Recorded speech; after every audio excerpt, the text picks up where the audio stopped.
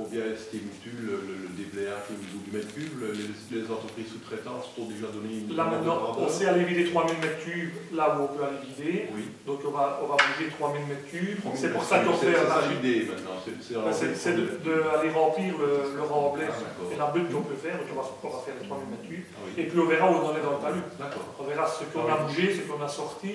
Oui, donc on n'a pas véritablement cubé encore en disant... Mais tuber, c'est encore difficile de tuber parce qu'il disait 7-8 mètres de hauteur qui visait sur le schiste, mais c'est 7, 8 ou c'est 9 mètres, donc c'est difficile à dire. Donc l'idée c'est de rembler d'abord les 3000 m3 et on verra comment... Et on verra. C'est de se donner un petit peu d'air. Et peut-être trouver une poche d'eau qui serait peut-être pas très loin, parce qu'il y a toujours de l'eau qui souhaite, mais qui ne souhaite pas dans le sol. Elle tourne dans le filet d'eau. Oui. Donc, voilà. D'accord. Et le vigneron qui perd ses vignes, il n'a pas dédommagé ou pas du tout? Je pense qu'il est déjà heureux que la commune prend en charge tout ça. Oui, mais je ne sais pas, je suppose qu'il était propriétaire du terrain. Maintenant, je ne sais pas pour son exploitation, pour ses vignes. Non, mais question terrain, il n'y en aura plus. Ah non, non. Bah, je pense que dans cette histoire, ils sont quand même plus ou moins contents qu'on a fait rien. Ouais, non, je ne vois pas beaucoup. Celui avec ses... C'est mieux. On gère le talus depuis le début. Oui, et les coûts pour la commune deviennent quand même élevés. Quand on parle maintenant de 50 000, ça devient quand même sérieux. Je pense qu'on a déjà passé, à mon avis, je ne sais pas si Arnaud peut dire, mais plus de 200 000 euros. Est-ce que vous êtes sûr que la IDE n'est pas un peu pour quelque chose? On n'a pas de confirmation. On n'a pas de confirmation et on les a consultés, mais on n'a pas de... Non, si c'est une veine de schiste qui a juste été coupée et remblayée... Les maisons qui constituent, il y en a quand même qui ont subi des fissures, des désagréments, c'est comme ça. Pour l'instant, ça ne bouge toujours pas derrière les autres maisons. Oui, mais les maisons, elles ont il y a une maison qui a été détruite. Oui, il y a une maison détruite, mais les maisons à côté, elles ont eu quand même des fissures, etc., qu'on a réparées. Mais en tout cas, il n'y a pas de mouvement. Il n'y a pas de mouvement. On est encore sur place il y a 2 semaines avec l'ingénieur géologue, et puis il y a des relevés qui se font toutes les 2 semaines de géomètre, et il n'y a pas de mouvement derrière. Et il y a encore un risque C'est suivi au quotidien. Pour lui, c'est un mouvement continu, lent, et qui s'accélère chaque fois qu'il pleut. Donc là, c'est vrai qu'on va enlever 3000 m3. Ça devrait, avec le printemps, l'été, ça devrait être un peu mieux pendant mais quelques est-ce qu'il peut mois. vraiment garantir que si on n'avait pas creusé comme on a creusé, il ne se serait rien passé? C'est peut-être pas Ça, je suis sûr. Personne ne sera jamais. Les travaux, c'était en 2017, ça a bougé en 2021. Oui. C'est lent, Je pense qu'on a encore vu ces précipitations records de vendredi à plusieurs endroits de la commune. Il y a encore maintenant de moins grande ampleur, mais il y a des talus, il y a des affaissements à gauche à droite. Voilà, le géologue expliquait quoi. Les terres sont chargées d'eau, qui plus est avec deux niveaux de terre, avec du schiste et de la terre. La configuration a fait là que ça glissait davantage. Après, ça. Une fois que le mouvement est mis en route, c'est difficile de l'arrêter. Ça glisse. On a frappé ça de la tête. Mais oui, mais je ne veux pas le planter non plus. Je ne veux pas le... Voilà. Je propose qu'on vote le point. Oui. Oui. Oui. Oui. Oui. Oui. Oui. Oui. Oui. Oui. Oui. Oui. Oui. Y a-t-il des questions d'actualité, peut-être sur les inondations? Oui. Je voudrais bien savoir si on va vraiment permettre de construire des maisons au lotissement en face au carrefour, au carrefour Close. Ben, le permis a été délivré il y a quelques années en bonne et due forme, avec un avis favorable des cours d'eau. Vous avez vu la gadoue, là, vous avez été voir un peu? L'eau n'est pas montée, mais peut-être elle qui a été plantée. L'eau a ruisselé quand même je crois, Chantré, et puis une cascade de Caux, on dit par là. Hein. Et alors, elle est passée dans le lotissement, où on a fait un tout petit pont. Ça, c'est très beau, la porte d'avion qu'on a fait de la piste d'atterrissage, c'est magnifique. Et on a fait un petit pont pour que l'eau s'écoule. Et où est-ce qu'elle va l'eau? Là où on va construire Allez, il y a une mare, hein, là, pour le moment. Non, en fait, l'eau, c'est la cellule Gisère qui avait obligé de faire un talus et une noue avec des grilles et un tuyau de diamètre d'1 mètre en dessous de la route, de la voirie. Et ça ressort entre deux maisons, avec un fossé entre deux maisons. Et le fossé n'est pas encore fait, ils le font quand ils feront les maisons. Donc, et l'eau qui est montée excessivement haut, cette fois-ci à l'inondation, n'est même pas arrivée à la haie qu'ils ont planté du fond du terrain. C'est du marécage. C'est du marécage parce qu'on a travaillé sur le terrain, ça a été damé. Mais l'agriculteur a fauché ces terrains-là pendant des années. Donc voilà, ici c'était damé, c'était retourné, parce qu'il y a eu des gros tas de terre. Maintenant, quand ils font les maisons, ça n'a pas été. Ah, bon, oui, bon, c'est pratique, oui, quand on voit le prix du tabac, là, ah, non, franchement, c'est honteux. Il fallait se manifester par l'enquête publique, aller en recours au Conseil d'État après. Enfin, à un moment donné, il y a le permis. Mais oui, mais en tout cas, maintenant on sait. Est-ce qu'on va continuer le droit d'enlure? À ce moment-là, on pouvait peut-être me dire qu'on ne savait pas. Mais maintenant, on sait. On sait que la zone est toujours payante. Ouais. On l'a bien vu. Je sais que c'est éventuellement que l'eau ruisselle, ça malheureusement. Il faut nettoyer, on fera rien, mais... c'est à la commune, je peux en témoigner, au curé, etc., où ils sont passés le matin, ça aussi, ça va coûter... Le niveau de la berlouine et le niveau de la bordure au filet d'eau au-dessus, dans le toit à droite de la placette, il y a 3,30 m de différence. Mais peut-être que la berlouine n'ira pas jusque-là, mais pour le moment, moi je vois bien que c'est marécageux, et aller construire des caves, je ne sais pas quoi là-dedans... Il n'y a pas de cave, et il y a un bassin d'orage, en dessous de la placette, qui prend les eaux de tous les avaloirs et qui ressort avec un diamètre de 60 pour évacuer les eaux dans la berlouine tout doucement. Et ce n'est que quand le bassin est trop plein, et un trop plein du bassin qui se met en charge par au-dessus. Comme ça, les eaux de la berlouine, elles vont monter, elles arriveront encore un peu plus vite après. Oui. Mais non, parce qu'il y a un bassin d'orage. Si, avec les tuyaux qui vont... Puisqu'il y a un bassin d'orage. Il y a un bassin d'orage, justement, il y a un bassin d'orage. Avec un agitage, le bassin se remplit et l'eau s'évacue calmement. J'ai cru comprendre que les bassins d'orage, cette fois-ci, ils ne laissaient rien. Ils sont dépassés. Je pense qu'on convient qu'ils étaient là. Oui, je dis, de toute façon, à Chemnestre, il y en a un qui est tout fait. À la Roulantelle, là, on n'a plus rien à faire, c'est fait. Qu'est-ce que vous proposez? Qu'on interdise de construire. Voilà. Sur terre à bâtir? Bah tant pis, voilà. Et on aimerait bien, on a des projets de faire encore des bassins d'orage, mais il faut qu'on nous donne aussi. Je pense qu'il faut pas oublier le caractère exceptionnel aussi de la quantité d'eau qui est tombée. Une fois, c'est et ça, trop, hein. Bien, je suis tout à fait d'accord, mais alors on ne construit plus nulle part, rien du tout. Cette que ce soit ici, que ce soit à Pepin-Serre, que ce soit... Plus nulle part on construira. Voilà, il faut penser que c'est récurrent 18, 21, 24. Donc il faut penser que les conditions climatiques changent. Donc on peut peut-être changer sa vision. Mais non, oui, pour construire ça, c'est sûr certain. Mais il faut peut-être voir l'avenir, parce que c'est récurrent et très vite. Je suis tout à fait d'accord. Une vision à terme, parce qu'il y a ce terrain-là, et il y a peut-être un autre projet aussi, juste en face de chez Clos, qui n'est pas encore là, qui est peut-être dans les tiroirs, mais qui va peut-être arriver aussi. Ce projet-là, je pense qu'il faut vraiment l'étudier comme il faut. Avant de le lancer celui-là, c'est autre chose, ça. Même s'ils ont des cheminées assez... Il y en a d'autres, donc 18, 21, 24, c'est quand même assez proche des inondations. Alors ceux qui les ramassent 3 fois, c'est le même groupe. Donc voilà, les eaux se développent dans la Berrune par bassin d'orage, effectivement, mais ça gonfle quand même la Berrune. Et avant d'arriver à la Chemnestre, ça passe au Nalais, et ça passe à la cascade à Alven, où ils sont noyés aussi. Donc il faut quand même penser à tout ça. Et les inondations, comme l'État, ça descend plus vite que prévu maintenant. Donc voilà, ce qui est fait, des projets qui sont faits, c'est pas faire un charnière, mais c'est le projet à venir. Voilà, c'est ce que je pense. Aussi avoir une réflexion globale avec les autres entités où la berlouine démarre et de voir chaque commune ce qu'elle peut faire aussi, parce que c'est toujours les mêmes qui ramassent la plainte. Il arrive en Morteau, il fait 4 fois ça la Je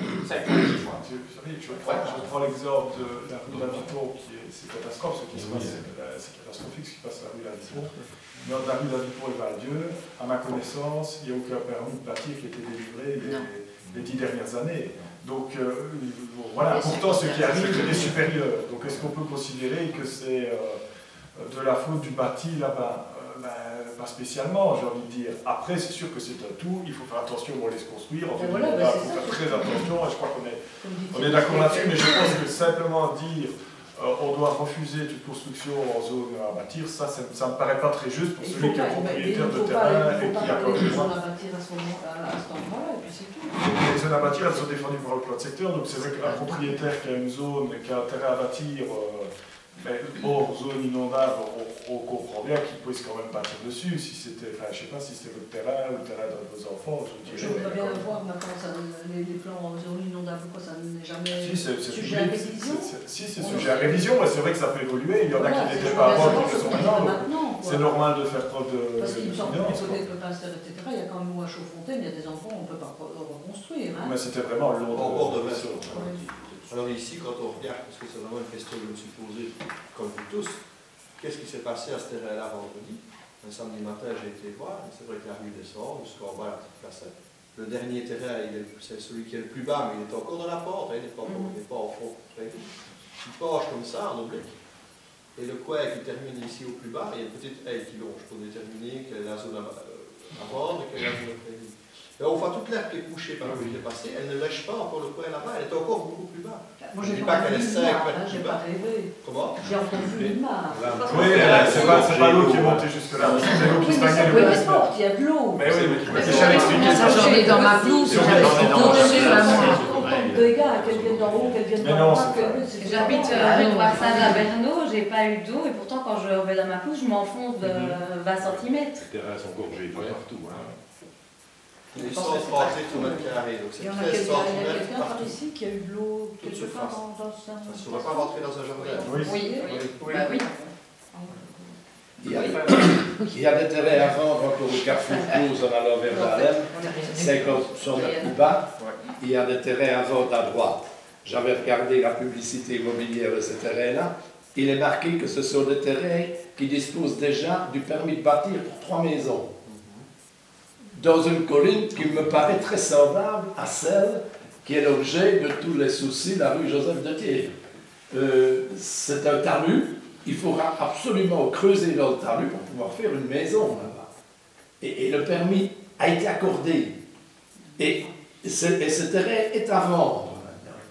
On ne va pas tenir en arrière là-dessus, on va laisser construire à cet endroit-là. Mais si il y a un permis qui est accordé légalement, les gens peuvent construire sur leur terrain. Donc, c'est dans le il y a une responsabilité aussi de l'ingénieur chaque fois qu'il fait les essais de sol. À un moment donné, moi j'ai construit ma maison, j'ai dû faire des essais de sol aussi. Donc, à un moment donné, la commune ne saurait pas estimer à n'importe quel endroit ou sur un terrain à bâtir, on n'est pas constructeur non plus. Mais il y a une responsabilité de la personne qui achète aussi à un moment. Parce que clairement, ces terrains sont à vendre depuis longtemps. Et quand le projet des 3 maisons était déjà fait, je sais que mon beau-fils a regardé et il s'est dit je n'achèterai jamais là. Donc je pense que les gens qui veulent acheter, et maintenant ils vendent le terrain, ils vendent plus le projet. Donc je pense quand même qu'il y a des réflexions des gens et ces terrains ne se vendent pas. Après, il y a aussi une responsabilité des personnes qui achètent. Enfin, chacun doit... Quand vous dites les terrains bâtiments, peut-être que personne ne les achètera. C'est déjà vraiment qui Pour ça, quand vous allez chez le notaire pour signer vos actes d'achat, le notaire est tenu de vous informer de la qualité de votre terrain. Donc si vous êtes repris en zone inondable, le notaire doit informer les acquéreurs qu'en réalité, ils sont dans une zone critique. Maintenant, si les acquéreurs continuent en disant moi je fais fi de cette zone et j'achète quand même le terrain, que devons-nous faire? Alors maintenant il y a une réflexion à plus long terme. C'est Thierry qui dit, et c'est vrai, tu parles de 2018, 2021, 2024. Peut-être Francis, toi et moi nous ne le verrons pas, mais peut-être que dans 25, 30 ans, on sera obligé au niveau communal d'exproprier des zones et les rendre à la nature si on se rend compte que ça ne fonctionne plus. On le voit, je pense à la rue des Trix à Bernaud, c'est une véritable catastrophe pour les gens qui habitent là. Et c'est vraiment me dire, voilà 3 fois qu'on doit recommencer à nettoyer, à ressécher, on en a assez de personnes qui ont un certain âge maintenant. Et alors, si le phénomène est récurrent et qu'on se rend compte que Arnaud sera peut-être toujours là dans 20 ans et se dire, il faudra peut-être qu'on réfléchisse à une autre façon de voir les choses. Mais, parce que si on fait le compte de toutes les zones qui ont été touchées sur la commune de Dahlem, je pense à Bernaud, je pense à Warsage, enfin dans tous les villages pratiquement, Et alors on se dit, ben, s'il y a 50, 60, 70 maisons par village qui sont impactées, est-ce qu'on se rend compte de ce qui se passe? Alors, maintenant, celui qui aurait une solution en disant, moi je détiens la vérité, ben, on l'attend, hein, et on veut bien le payer même plus que 50 € de l'heure hein, pour nous dévoiler sa solution. Avec les géosismiques, hein, ils ont des normes de construction dans les géosismiques, dans les par exemple, voilà. ou autre chose. Enfin, c'est pas un contenu. Droit d'autre, c'est un véritable souci. Le groupe passer les échevins, ça mieux que moi encore. Mais je n'accuse personne, hein, c'est la question. Mais pour vous dire la vérité, on peut en discuter librement, mais je m'attendais à ce qu'il y ait plus de monde aujourd'hui et des gens qui venaient un petit peu exprimer leur je ne sais pas si c'est le mécontentement, cette lassitude, oui, et les inquiétudes aussi à venir, c'est lourd. Et on a l'impression qu'il y a une forme un peu, je ne veux pas dire de résignation, ou bien on se dit, oui, que veux-tu faire? La nature est là, est plus forte que nous. Hein. Je pense que aujourd'hui, là, les gens se rendent compte que même si tu mets des choses en place, tu ne saurais rien faire sur cette situation-là. Probablement, oui. Il y a des projets dans certaines zones. J'ai vu certains projets, ça ne fonctionnera pas. Hein. Ouais. Ça fonctionnera pour les orages, pour les petites crues, qui ont dit des crues de 50 ou 70-50 ans. C'est ce qu'on disait. C'est exceptionnel. Quoi. Ouais. Ce qu'on a vu là, ce qu'on a connu il y a 3 jours, c'est du jamais vu. Je dis en contrepartie, et je pense que ça aussi, vous avez fait des commentaires sur les réseaux sociaux en disant il y a ce qui est pas mal, c'est qu'il y a une forme de solidarité qui s'est mise en place. Là, il faut reconnaître que des gens se sont touchés leurs manches et aider les voisins qui sont dans... Ça, franchement, ben, c'est aussi, comment dirais-je, quelque chose de positif à retirer. Bon, ça fait une belle jambe aux gens, mais n'empêche que, voilà, j'ai vu plein de choses, plein d'initiatives, et ça, franchement, moi, ça m'a ému de voir ça, mais... Ben voilà, ce qu'on fait maintenant, je pense qu'avoir chargé toutes les classes au plus vite, tout ce qui traîne dans les rues, et remettre les villages au propre le plus vite possible, je crois que ça va pas faire oublier aux gens, mais ça va faire oublier. Le village de Morteau, aujourd'hui, si on traverse le village de Morteau, on ne saurait pas dire que ça a été dévasté à ce point. Je veux dire chapeau aux autorités communales, hein, il faut bien le reconnaître, hein, ils ont pris les choses en main, c'est le moins qu'on puisse dire. Et, enfin voilà. Bon, c'est une gestion délicate. Tout à fait. Il y a des personnes qui sont contentes, d'autres pas, mais dans l'ensemble, quoi qu'on fasse, on ne sait pas. C'est humain. Et même qu'on fasse des choses en privé, au niveau de la commune, c'est très compliqué à gérer. L'eau est montée très vite, sur une heure de temps. Et c'est ça qui a été piégeux, je ne sais pas si vous avez fait la même réflexion, mais vendredi pour la journée, on s'est rendu compte qu'en effet, il pleuvait, mais on a l'impression que la situation était un peu sous contrôle, même jusqu'à 18h, 18h30. Je suis rentré chez moi en fin de journée, et puis alors, sur une heure de temps, ça a basculé. Non, je serais tenté de dire d'un but dans l'horreur. Le volant était toujours dans son lit à 19h, et à 20h30, il était plus haut que mon allée. J'étais à TRC vers 16h40 et il ne tombait pas une goutte, ou très léger. On m'a sonné 40 minutes après, il y avait ça d'eau dans TRC. Et à Barlème, il ne pleuvait presque pas. Donc l'eau, elle est venue. D'abord là, avant ça. D'abord, ça a commencé d'abord avant ça. À 17h, j'allais vous dire, à 17h ça a commencé. L'alerte de crue de la Verwin, c'était seulement à 8h30. C'est ça. C'est venu en 2 fois en fait. En 2 fois, oui. Et puis après. 4h30 a commencé à cracher. Et là, il est tombé 47 heures. En 2018, on était inondé à HNS par les coulées boueuses. Et puis par après, quand ça se terminait, on nous apprenait que Morteau était sous eau. Et puis après, ça avait. Et c'est compliqué, par exemple, je sais qu'il y a plusieurs personnes qui ont mis des bâtards d'eau parce qu'on l'a conseillé à 3 ans et les bâtards d'eau n'étaient pas suffisants, c'est passé au-dessus. Donc à un moment, voilà. On peut prendre le cas à Bochon, ça déborde toujours, les gens de la Route de Michel sont toujours inondés, ils ne passent pas. Si ce qui a été mis en place a fonctionné, Et je pense qu'il y a un petit peu moins de stockage que l'autre côté. Sur les séries qui étaient tombés 130 litres à Auvers, il est tombé moins de 50 litres à litre. 130. Voilà, c'est la différence. Ce pire événement aussi également au niveau de la N604. Quand ils ont construit la nouvelle piste cyclo-piétonne, ils ont fait quand même un petit ravin avant la piste. Il n'y a plus que les boules. Alors qu'en 2018, ça coulait la N604, ça traversait. Il y a quand même des choses qui sont mises en place. Il y a des choses qui sont mises en place et la commune a relativement bien géré. Je pense que les avis sont quand même positifs. Bien sûr, il y a toujours des avis négatifs, il y en aura toujours. Mais moi, je salue notre travail. Dans des conditions toutes particulières, aussi bien privées que sur place. Je tiens à remercier toute l'équipe de l'administration et du service des travaux. C'est vrai que je vous intense, mais tout le monde a travaillé main dans la main, dans la bonne humeur, malgré le stress, la pression, la fatigue. Donc ça, c'était remarquable. Avec les autres services, le police, pompiers. Et je signale quand même que c'est pas ça que j'ai mis en doute. Hein. Moi, ah oui, non, si vous êtes interpellé ou quoi, essayez alors de nous transmettre par SMS, comme ça on peut transmettre au service travaux ou à l'administration pour ne pas que nous on doive faire des mails, des messages. Vous envoyez un SMS, on sait transmettre à gauche, à droite vos demandes, ça peut suivre, c'est une facilité pour tout le monde.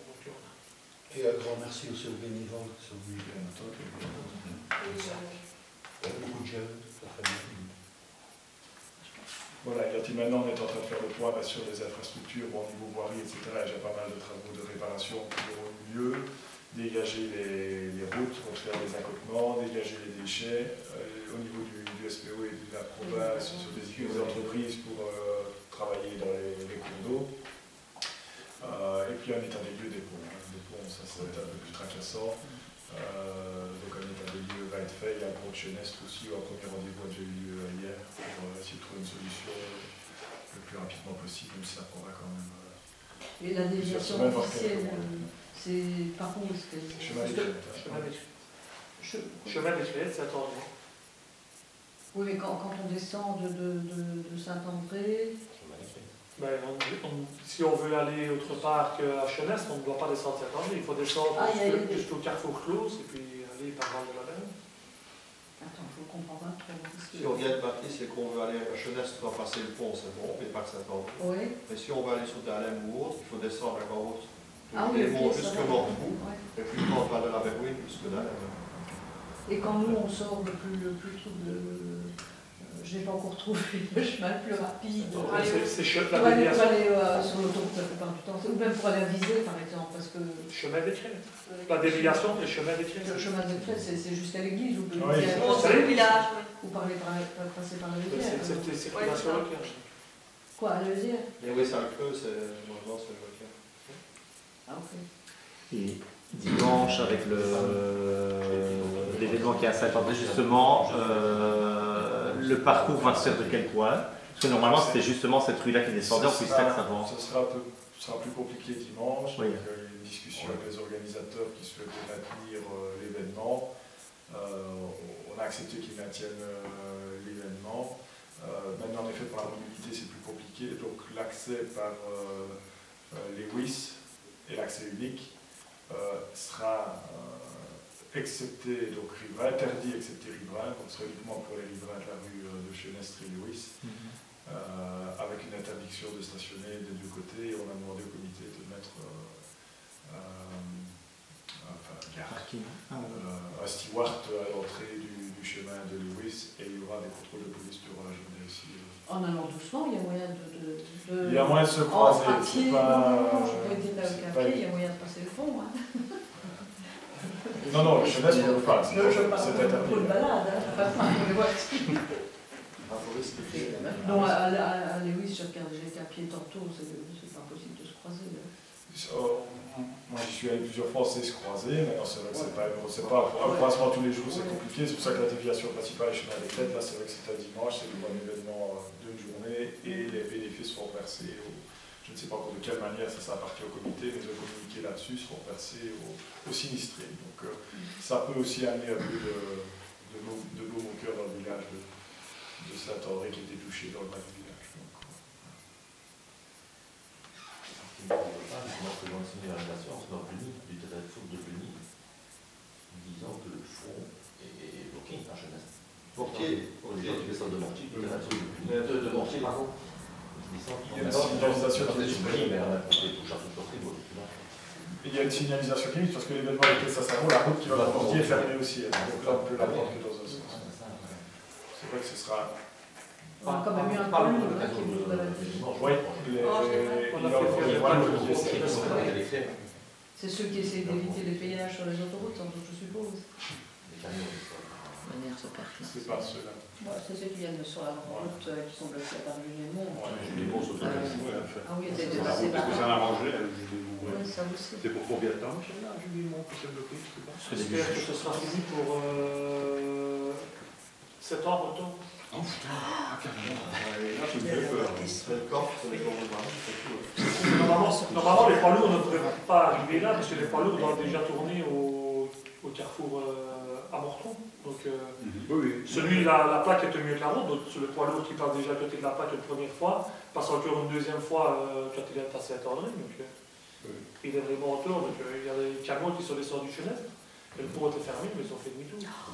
Il y a un bureau exceptionnel qui est venu de Baptiste, qui est venu jusqu'au centre de Jules-les-Monts, et il a fait une marche arrière du centre de Jules-les-Monts jusqu'à Baptiste. Je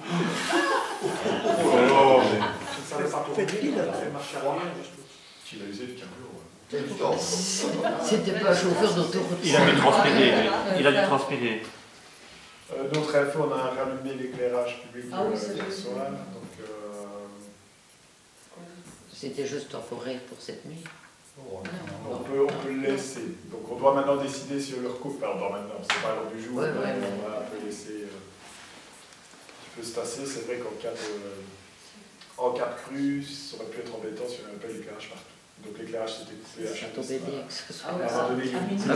au week-end. De minuit à 5 heures. Ah oui, c'est le matin qu'on a pu voir l'ampleur des dégâts. Et puis c'est vrai, il y a quand même pas mal de trous dans les routes et tout ça. Voilà, s'il n'y a pas d'autres questions, je propose... Il y a une question. Oui. Ah ben vas-y. Allez. Petite question, donc nous avons appris que tous les feux sont ouverts pour la nouvelle crèche. C'est une bonne nouvelle. Qu'en est-il des feux tricolores à Morteron et de la remarque de Francie par rapport aux feux? J'ai eu un contact téléphonique encore avec le service du SPOE par rapport au projet. Ils sont d'accord de mettre une signalisation complémentaire. Maintenant, ils n'ont pas confirmé qu'ils devaient mettre une signalisation lumineuse. Une complémentaire, ils allaient le faire. On leur a bien envoyé le courrier avec l'amendement qui avait été mis au conseil communal. Donc voilà, c'est eux qui décident. Même mettre une signalisation complémentaire, il faudrait peut-être même regarder s'il n'y avait pas déjà mis. Je n'ai pas fait attention en passant. Il y en a une à 150 mètres de plaque, mais moi, si on a une plaque à 300 mètres ou 250 mètres. Donc, ils doivent faire le marquage avant de mettre les feux en marche. Donc, ils attendaient les bonnes conditions climatiques. Ils ne m'ont pas donné le jour précis où ils allaient faire le marquage. Ok. Ce sera tout pour moi. Oui. Je m'associe évidemment à toutes les marques de gratitude qui ont été faites envers les services communaux. Mais dans tous les bouquets de roses, il n'y a pas que de pétales. Permettez-moi de sortir quand même une épine. Après le fleur, voici le pot. Une épine. La commune de Dahlem est propriétaire, et plus précisément copropriétaire de 2 appartements au sein de la résidence Inès à Warsage. Par cette acquisition, la commune a accepté de respecter les statuts de la copropriété. Or, par son défaut non justifié de présence à l'Assemblée générale du 6 mai dernier, assemblée pour laquelle elle a été légalement informée, la commune a mis à mal la légalité de cette assemblée qui est cependant obligatoire. Afin de ne pas infliger aux copropriétaires des suppléments d'honoraires de syndic et une perte de temps supplémentaire, il a été fait appel au promoteur qui, bien qu'ayant eu la décence de prévenir de son absence, a accepté de se déplacer en urgence afin de signer une feuille de présence permettant d'obtenir le quorum nécessaire afin de pouvoir valider les décisions de l'Assemblée. En l'absence de représentation de la commune de Dahlem, l'Assemblée n'a pas débattu sur les motifs pour lesquels la commune a été mise en demeure à savoir le non-respect de ses obligations au cours de l'année précédant l'Assemblée générale. Cette attitude de grande négligence de la commune à propos de ses obligations légales et envers une association qu'elle a librement intégrée est un bien mauvais signal donné aux citoyens. Comment une commune ne respectant pas ses obligations légales pourra-t-elle exiger sérieusement de ses citoyens qu'ils respectent les leurs? Pouvez-vous nous donner une explication à cette situation? Donc apparemment, la commune a manqué une réunion de syndic où elle est propriétaire de 2 appartements. Il y avait, j'imagine, d'autres absences si la réunion n'a pas pu se tenir. Nicolas, je crois. Moi, je peux répondre, oui. Parce que ici, donc, on en a déjà discuté à Francis de ce point-là. Donc moi, j'ai interpellé la commune en effet parce que moi, j'ai reçu un mail le vendredi. Donc on avait une assemblée générale qui se tenait le lundi à 16 h. Moi, j'ai reçu un mail le vendredi, mais que j'ai vu le lundi. Et donc moi, il était complètement impossible que je puisse participer à la réunion. Donc, le mail qui m'est arrivé venait de l'employé de la commune qui gère au quotidien les appartements, je vais dire, avec qui je me mets en contact quand il y a ce genre de réunion à laquelle j'étais l'année dernière.